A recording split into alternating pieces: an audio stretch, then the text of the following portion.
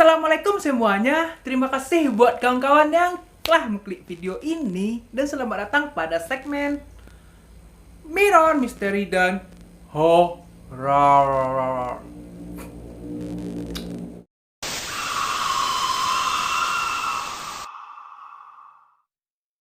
Nah, kali ini aku bawakan kisah horor dari kampus ternama di Bogor. Bukan Bogor doang sih, se-Indonesia malahan. Saking favoritnya nih kampus. Ya, kawan-kawan dari Bogor pasti tahu ya kan? Aku sendiri nggak mau sebut nama kampusnya apa. Takutnya nanti dibilang bawa citra buruk lah gitu. Sama kayak kasus YouTuber kemarin yang buat konten tentang desa mati. Jadi ada warga sana nggak suka kampungnya dibilang desa mati. Sama YouTuber horor juga yang explore kampung tersebut. Jadi aku takutnya nanti dibilang memperburuk citra kampus lah gitu. Tanpa aku bilang, kawan-kawan pasti tahu lah ya kan? Yaitunya kampus ini termasuk paling terkenal dengan kisah horor hantu orang sebelah. Hantu yang cuma ada setengah badannya doang, emang sebelah tubuhnya doang yang ada gitu. Ibaratnya kepala dan badannya ini udah terbelah dua. Cuman yang ada tubuhnya yang sebelah sini emang nggak ada. Sabar dulu. Oke, nanti diceritakan. Nah, ngomong-ngomong soal kampus ternama ini, tak hanya terkenal dengan syarat akan prestasi. Kampus ini juga memiliki urban legend yang cukup menyeramkan dan sudah menyebar dari mulut ke mulut di kalangan disivitas kampus. Salah satunya yang tadi itu, menurut kabar, area yang paling angker di kampus ini berlokasi di Asrama Putri. Pasalnya, konon di area ini banyak sekali kejadian kesurupan hingga terjadinya penampakan. Mulai dari asrama A dan C, nggak ada asrama B, sampai kejadian horor dan mistis yang sudah dialami para penghuninya. Sebelumnya, sekedar informasi buat kawan-kawan yang belum tahu dulu nih. Asrama diperuntukkan bagi mahasiswa baru kampus ini. Gedungnya merupakan gedung 2 lantai dan masing-masing lantai terdapat 5 lorong. Tiap lorong terdiri dari 10 hingga 12 kamar. Ada kata lorong aja kamu udah bayangin betapa mengerikan tempat ini ya kan? Ya bangunannya cukup tua emang. Jadi seperti apa sih horornya kampus ini? Bagi kawan-kawan yang penasaran, ditonton sampai habis ya. 3, 2, 1, cakai doi.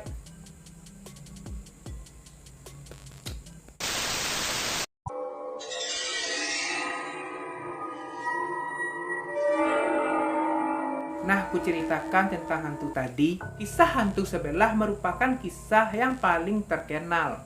Yang dulu sering begadang di asrama, pasti nggak asing dengan sosok ini. Katanya hantu sebelah ini ialah hantu yang paling sering mengganggu mahasiswa, khususnya yang suka begadang hingga larut malam atau subuh menjelang. Bahkan kisah hantu sebelah atau setengah ini sempat dibenarkan oleh salah seorang petugas keamanan kampus. Nah, kita masuk ke cerita nih ya.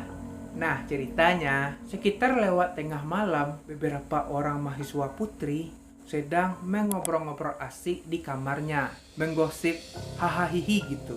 Tiba-tiba pintu kamarnya ini diketuk dari luar. Lalu seorang mahasiswi bertanya, "Oi, siapa ya? Masuk aja lah." Nah, lanjut nih. Karena mereka ini masih asik mengobrol, masih acuh tak acuh nih gitu. Orang yang mengetuk itu menjawab, "Orang sebelah." Mahasiswi ini berpikir, "Oh, mungkin tetangga sebelah kamarnya gitu." "Oh, ya sudah, masuk aja," kata mahasiswi itu. Tapi orang itu tetap mengetuk-ngetuk. Udah disuruh masuk, kenapa nih orang? Karena jengkel, mahasiswi itu pun mendekati pintu. Dari depan pintu nih ya, pas bakal dia buka, "Kenapa nggak masuk aja sih? Siapa sih?" Orang ini posisinya menyamping. Lalu orang yang mengetuk pintu itu pun menghadap ke kanan. Lalu si mahasiswi, orang yang setengah tubuh itu menjawab, "Orang sebelah." Mahasiswi itu pun kaget setengah mati ketika melihat apa yang berdiri di hadapannya. Ternyata yang mengetuk pintunya benar-benar orang sebelah. Entah kemana bagian tubuhnya yang sebelah lagi. Gimana menurut kawan-kawan? Tidak cukup seram? Ya coba lu sendiri yang lihat. Orang kepalanya cuma separuh. Udah. Nah, kita lanjut ke kisah horor selanjutnya. Bukan orang sebelah lagi, tapi ini katanya lebih seram. Penasaran? Oke, langsung saja.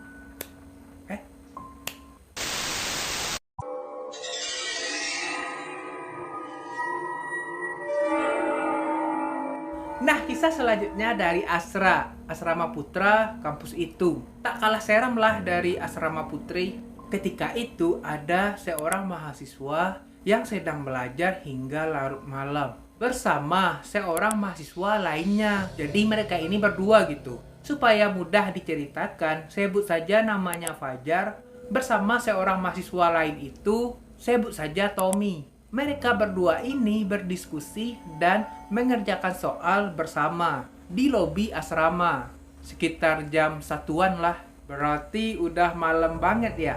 Cuma mereka berdua di lobi tersebut, gak ada orang lain. Mungkin saking pintarnya anak-anak kampus itu belajar mulu, saking gak kenal waktu. Nah, kebetulan saat itu adalah saat ujian. Sehingga hampir semua mahasiswa begadang untuk belajar. Nah, sedang asik-asiknya mereka berdua ini belajar ya kan. Pensil si Fajar jatuh ke bawah meja. Ia lalu mengambil pensilnya yang terjatuh itu, menunduklah kan. Ambil pensil itu, lalu si Fajar ini terfokus ke kaki kursi yang diduduki sama Tommy. Loh, kok kaki Tommy nggak ada ya? Dalam hati si Fajar, ya kucek-kucek matanya ya kan.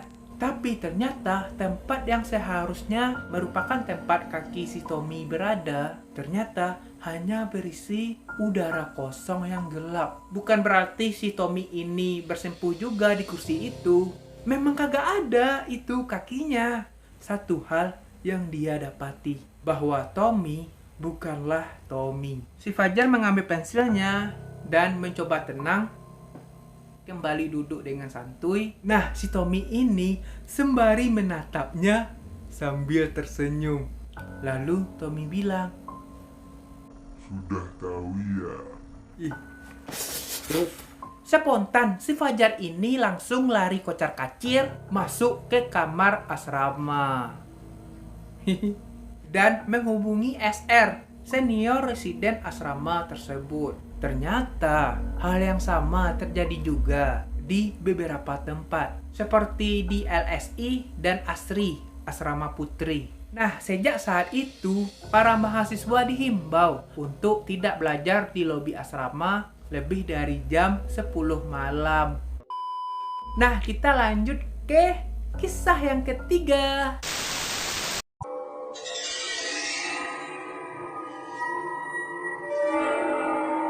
Terlepas dari asrama, makhluk-makhluk itu juga ada di spot-spot lainnya. Misalkan ATM di rektorat salah satunya. Banyak para penghuni kampus terfavorit itu percaya ATM yang berada dekat gedung rektorat ini akan berubah menjadi sangat menyeramkan saat menjelang malam hari. Ada pula mitosnya, katanya jangan mengambil uang sendirian di atas jam 9 malam karena bakal melihat sesuatu yang tidak diinginkan kehadirannya.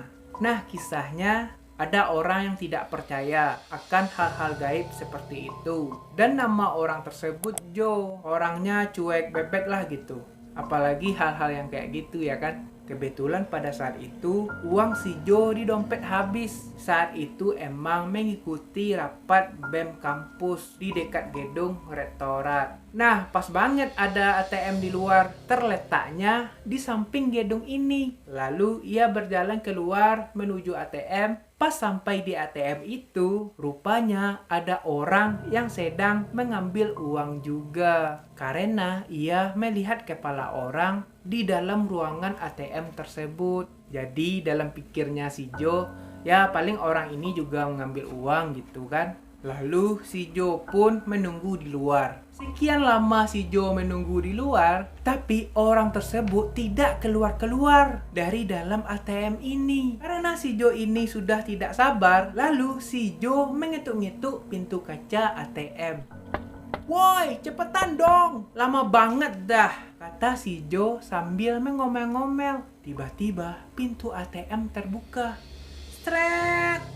Si Jo ini spontan melihat ke dalam, ya kan? Betapa kagetnya si Jo. Ia bukan melihat orang, melainkan sesosok kepala di ATM tersebut. Gak ada tubuhnya gitu. Emang kepala doang. Si Jo ini lemas ketakutan dan langsung pingsan. Nah, kita lanjut ke kisah yang keempat atau yang terakhir dalam konten kali ini. Check it out.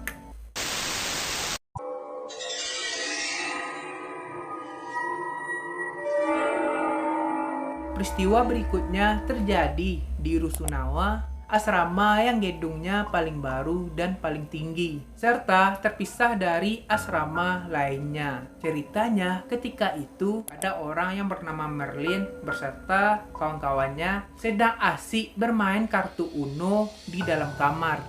Waktu sudah menunjukkan pukul jam 11 malam. Seharusnya semuanya sudah tidur jam segitu. Tapi mereka tetap saja bermain sampai larut malam dan begadang hingga jam 2 pagi. Angin semilir-semilir berhembus dari jendela kamar mereka yang masih terbuka. Tak lama kemudian ada suara ketukan dari jendela, lalu terdengar suara seorang bapak-bapak. Dia berkata, Dek, jendelanya. Tutup dulu, Dek. Sudah malam. Ayo lekas tidur. Lalu si Merlin jawab nih, "Iya Pak, makasih ya Pak, udah diingetin." beberapa detik kemudian, Merlin dan kawan-kawannya baru ngeh. Bukannya kita ini berada di lantai 5 dan tak mungkin ada yang bisa mengetuk jendela kamar itu. Faktanya, jendela tersebut memiliki ketinggian lebih dari 20 meter. Nah, coba kawan-kawan bayangin. Dan untuk jenjang atau jalan ke balkon jendela itu emang kagak ada. Spontan mereka ini saling tatapan. Seketika seisi kamar langsung merinding. Lalu si Merlin ngecek nih. Ternyata memang tidak ada siapa-siapa di situ. Dengan perasaan merinding langsung menutup jendela kamarnya. Yang jadi pertanyaannya, suara bapak-bapak tadi siapa?